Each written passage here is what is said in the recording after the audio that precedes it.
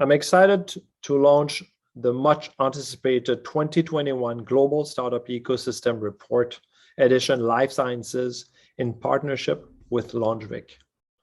We've been studying life sciences for several years now, and we've entered a particularly exciting period for entrepreneurial innovation in the sector, with two major factors creating unique opportunities for growth and disruption.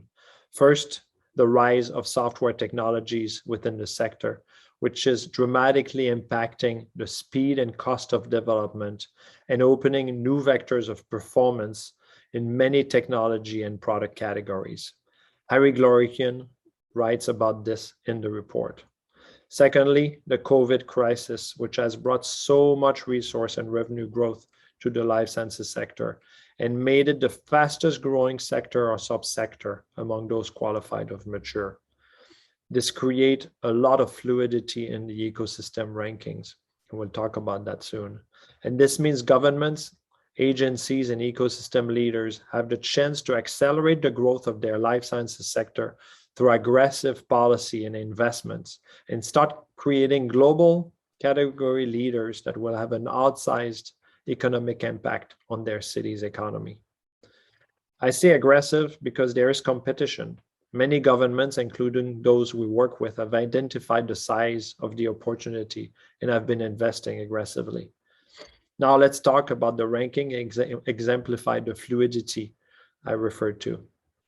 Among the top 5 ecosystems, we saw movement, with New York and London moving up past San Diego, both of them as a result of several years of strong policy action. The most impressive rise in the rankings is Philadelphia, that shot up to the global top 8 position from outside the top 35. Seoul has moved up to the top 15, while Copenhagen has gone up 9 ranks to end up at a very impressive number 22, and Melbourne went up 8 ranks to end up at just number 24. Finally, we see Tokyo entering the top 25 and Montreal the top 35. I told you there was a lot of fluidity in the ecosystem ranking, and it's a great opportunity for action and greater investments for you policymakers and agency leaders. Behind those changes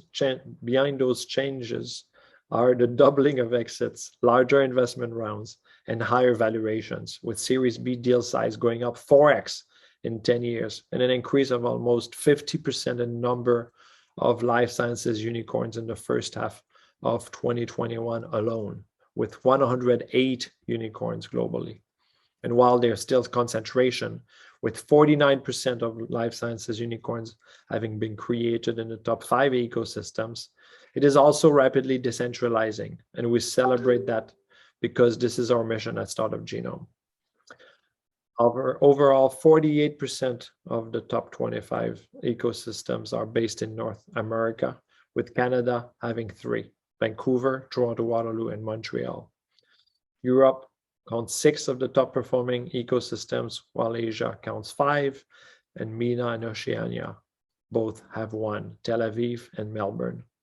Speaking of policy action, we've been working with LaunchVic for several years now to help shape policy, and it's been very rewarding to work with such an action-oriented agency committed to growth and performance.